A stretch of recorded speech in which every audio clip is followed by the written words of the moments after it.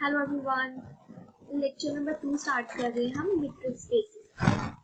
हम first example कर चुके हैं यूजुअल मीट्रिक ऑन आर। अब ये सेकंड एग्जांपल है जिसमें हम यूजुअल मीट्रिक लेंगे लेकिन आर स्क्वायर के ऊपर। देखो स्टेटमेंट क्या है, एक्स हमारी जो स्पेस है वो आर स्क्वायर स्पेस है, उसमें कोई भी एलिमेंट होगा उसके दो कोऑर्डिनेट्स होंगे। जो सेकंड एलिमेंट लिया है y, उसके भी टू कोऑर्डिनेट्स है, ऑर्डर क्लियरली लिखे गए हैं, टू एलिमेंट्स ले लिए।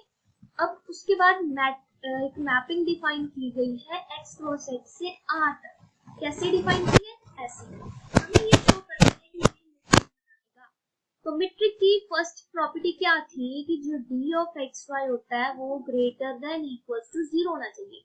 अगर आप इसको ध्यान से पढ़ो तो ये है क्या, ये डिस्टेंस फॉर्मूला है। जो डिस्टेंस फॉर्मूला होता है, जो डिस्टेंस होता है किसी भी दो पॉइंट्स में, डिस्टेंस कभी नेगेटिव तो हो नहीं सकता। अब डिस्टेंस नेगेटिव नहीं हो सकता तो दैट मीन ये हमेशा या तो 0 से बड़ा या 0 रहेगा। तो फर्स्ट प्रॉपर्टी तो यहां से ही आ गई। अब सेकंड पे देखो, सेकंड क्या हमने पढ़ी थी कि डी ऑफ एक्स वाई जो है वो 0 कब होगा, जब एक्स और वाई इक्वल होंगे। तो इफ एंड ओनली इफ की कंडीशन थी ये। तो देखो इसको हम लिख रहे हैं x1 minus y1 square plus x2 minus y2 square। ये टर्म 0 कब होगी, देखो ये फर्स्ट टर्म जो है तो ब्रैकेट स्क्वायर रूट के अंदर क्या है, दो ब्रैकेट्स है हमारे पास, जो पहली है उसका भी स्क्वायर है, जो सेकंड है उसका भी स्क्वायर है। आप किसी दो पॉजिटिव टर्म्स का एडिशन कर रहे हो फिर उसका स्क्वायर रूट ले रहे हो तो 0 आ रहा है, इसका मतलब स्क्वायर रूट के अंदर जो टर्म है वो 0 है। लेकिन अगर स्क्वायर रूट के अंदर वाली टर्म 0 है तो अंदर वाली तो दोनों पॉजिटिव टर्म्स है, पॉजिटिव टर्म्स का सम 0 कैसे हो सकता है। तो ये उसी केस में होगा जब आपका x1 माइनस y1 ये भी 0 हो जाए और x2 माइनस y2 ये भी 0 हो जाए। अगर ये ऐसा हो गया तो आप क्या कहोगे, x1 y1 के इक्वल है, x2 y2 के इक्वल है, और ऐसा हो गया तो that mean d of xy 0, x is equals to y आ गया। x1 y1 के इक्वल, x2 y2 के इक्वल, तो आप क्या लिख सकते हो, x1 x2 is equals to y1 y2। इसको आपने x नाम दिए रखा था, इसको y दे रखा, ये दोनों इक्वल आ गए। हमने लेके क्या चले, डिस्टेंस 0 है, अगर डिस्टेंस 0 है x और y दोनों एलिमेंट सेम आ रहे हैं, अगर एलिमेंट सेम है तो डिस्टेंस 0 आएगा। ऑलराइट, थर्ड प्रॉपर्टी पे आते हैं। थर्ड प्रॉपर्टी पे था कि ये सिमेट्रिक प्रॉपर्टी फॉलो करता है, तो हमने क्या किया, डी ऑफ एक्स वाई लिखा, डी ऑफ एक्स वाई की वैल्यू लिखी है x1 minus y1 square plus x2 minus y2 square. इसको आप क्या लिख सकते हो,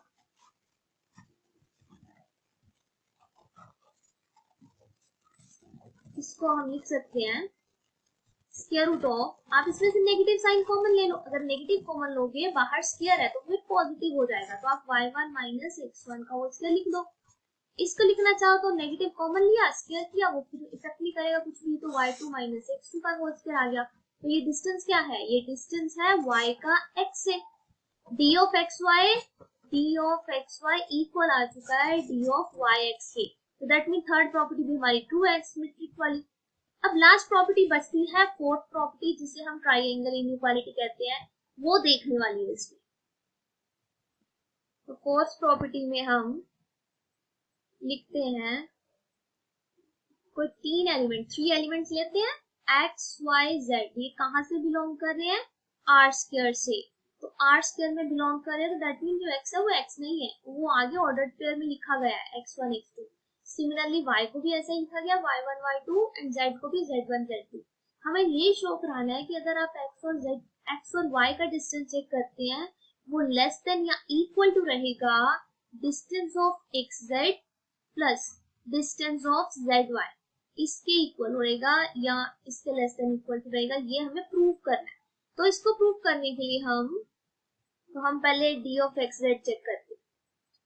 d ऑफ xz जब चेक करोगे तो इसकी वैल्यू क्या आएगी, square root of x1 minus z1 का square plus x2 minus z2 का स्क्वायर, राइट।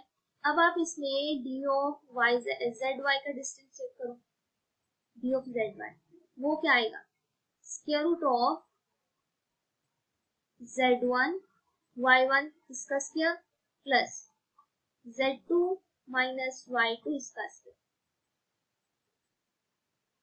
इस सारी टर्म का आप स्क्वायर लेना, लेफ्ट साइड भी राइट साइड भी आपको स्क्वायर लेना है।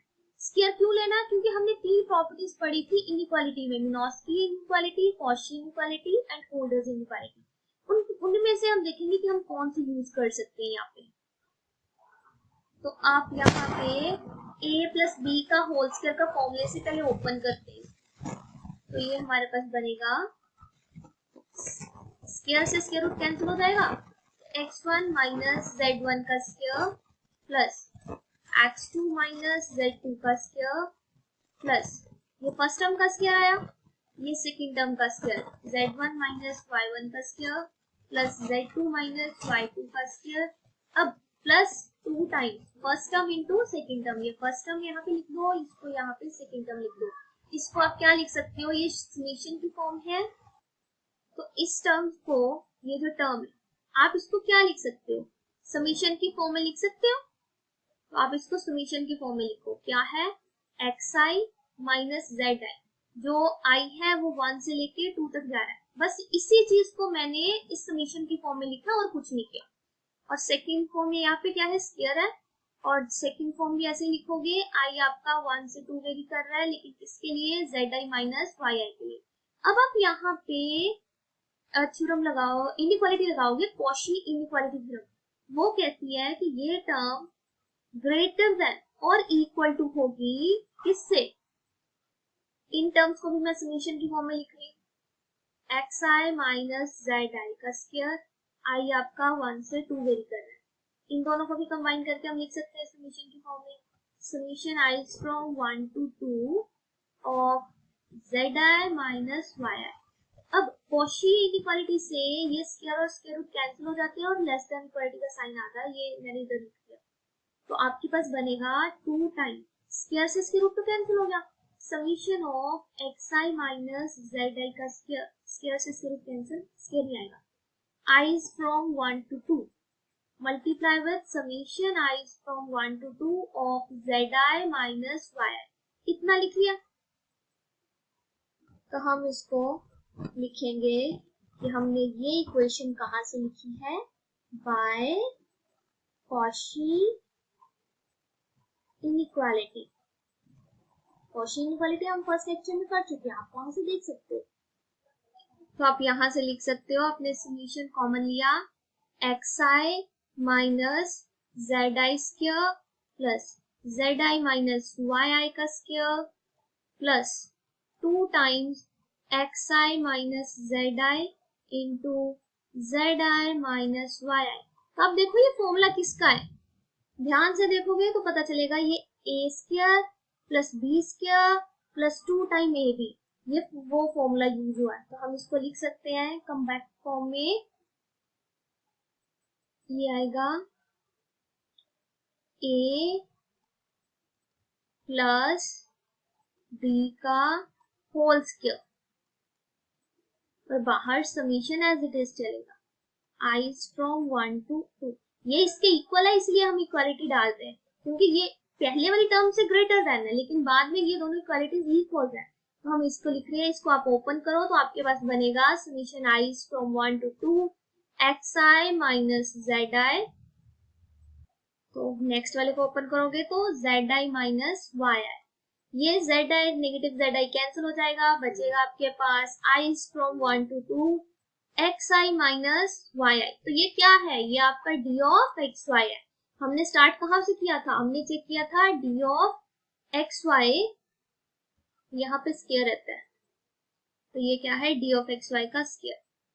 तो हमने स्टार्ट कहाँ से किया था, d of xz plus d of zy, इसका होल स्क्वायर, ये आपके पास greater than equals to d of xy का होल स्क्वायर के इक्वल आ गया। अब आप इसको नेक्स्ट स्टेप में क्या लिख सकते हो, d of xy, ये इधर लिख दो terms, d of xz plus d of zy। तो ये प्रूव हो गई fourth property, triangle inequality.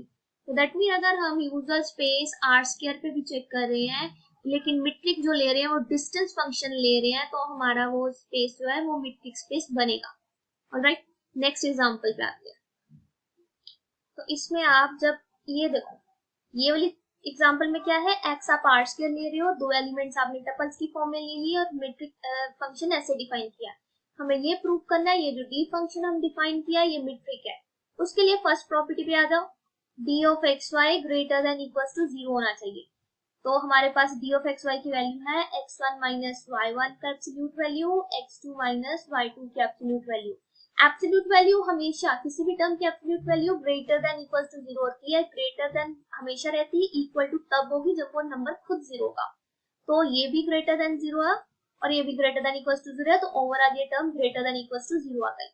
Second property में है डी ऑफ एक्स वाई 0 कब होगा, डी ऑफ एक्स वाई 0 जब किसी टर्म का एब्सोल्यूट वैल्यू 0 है, दैट मीन वो टर्म खुद 0 है। तो हम दो एब्सोल्यूट वैल्यूज को ऐड कर रहे हैं तो दैट मीन हमारी जो फर्स्ट एब्सोल्यूट वैल्यू है ये भी 0 होगी और जो नेक्स्ट वाली है ये भी 0 होगी। और ये कन्वर्सली भी ट्रू है, अगर ये 0 है तो डिस्टेंस भी of this d of x y ये भी 0 आएगा। इसको आप करोगे तो आपके पास x1 और y1 इक्वल आ जाएगा, इसको करोगे तो x2 y2 इक्वल आ जाएगा।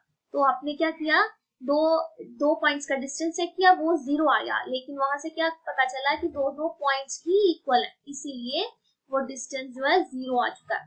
ऑलराइट, थर्ड पॉइंट पे आते हैं। थर्ड पॉइंट में क्या था, सिमेट्रिक प्रॉपर्टी थी। तो सिमेट्रिक प्रॉपर्टी में आप क्या लिख सकते हो, d of x y, d of x y की वैल्यू आपको डी ऑफ वाई एक्स की इक्वल बतानी होती है। डी ऑफ एक्स वाई है x1 minus y1 plus x2 minus y2। आप इसमें से नेगेटिव कॉमन ले लो, absolute of negative is positive आ जाएगा, तो आप इसको लिख सकते हो y1 माइनस x1, इसको आप लिख सकते हो y2 माइनस x2। कैसे, देखो मैंने यहाँ पे नेगेटिव कॉमन लिया और लिखा y1 माइनस x1 और नेक्स्ट वाले में भी नेगेटिव कॉमन लिया y2 माइनस x2। तो देखो एब्सोल्यूट का नेगेटिव टर्म पॉजिटिव काउंट होगी, ये भी पॉजिटिव ये भी पॉजिटिव, तो ये है क्या, ये डी ऑफ वाई एक्स है। तो दैट मीन थर्ड प्रॉपर्टी भी हमारी सेटिस्फाई हो चुकी है। अब बात करते हैं फोर्थ प्रॉपर्टी। फोर्थ प्रॉपर्टी में आप तीन एलिमेंट्स ले लो, x की value x1 y1 x1 x2 x1 x2। Here आपको देना है x1 x2, y आपको लेना है y1 y2 और थर्ड एलिमेंट जो आपको लेना है वो आप ले सकती हो z1 z2। ठीक है, अब यहाँ पे हम लोग ट्राइंगल इनइक्वालिटी वाली प्रॉपर्टी चेक करके देखेंगे। तो डी ऑफ एक्स वाई, इसको आप क्या लिख सकते हो, ये प्रॉपर्टी है, ये हमें गिवन है कि ये वैल्यू है x1 minus y1 plus x2 minus y2 की इक्वल। मैंने क्या किया, इस टर्म में z1 ऐड करवाया, z1 ही सब्ट्रैक्ट करवा दिया, बाकी term as it is. Next वाली ब्रैकेट में मैंने z2 ऐड करवाया और z2 सब्ट्रैक्ट भी करवा दिया, इसको ऐसे लिख दिया। अब आपके पास एक रियल नंबर की प्रॉपर्टी पता होनी चाहिए कि अगर a प्लस b का मॉडुलस वैल्यू है ये less than equals to mod of first and mod of second term होता है। आप इन दोनों को एक ब्रैकेट में कर लो, इन दोनों को एक ब्रैकेट में, इन दोनों को एक ब्रैकेट में, इन दोनों को एक ब्रैकेट में। इस प्रॉपर्टी को आप यूज करके आप लिख सकते हो x1 minus z1 plus z1 minus y1, ये एक चीज आ गई। फिर x2 minus z2 plus z2 minus y2। अगर आप डिस्टेंस फॉर्मूला जो हमें फंक्शन डिफाइंड है उसको देखोगे तो क्या है, ये डिस्टेंस ऑफ xz है। आप इसको ये ना लेकर के इसको लो, फर्स्ट टर्म और थर्ड टर्म को लोगे तो आपको डी ऑफ एक्स जेड आएगा, सेकेंड टर्म और फोर्थ टर्म को लोगे तो आपके पास डी ऑफ जेड वाई आ जाएगा। तो क्या आ गया, थर्ड और फोर्थ प्रॉपर्टी आपकी प्रूव हो गई। ये आपके पास आ गया, it is less than equals to d of x z plus d of z y, किसके, डी ऑफ एक्स वाई। तो फोर्थ प्रॉपर्टी भी हमारी प्रूव हो चुकी है, इस वजह से हम कह सकते हैं ये जो गिवन फंक्शन है ये मीट्रिक स्पेस है।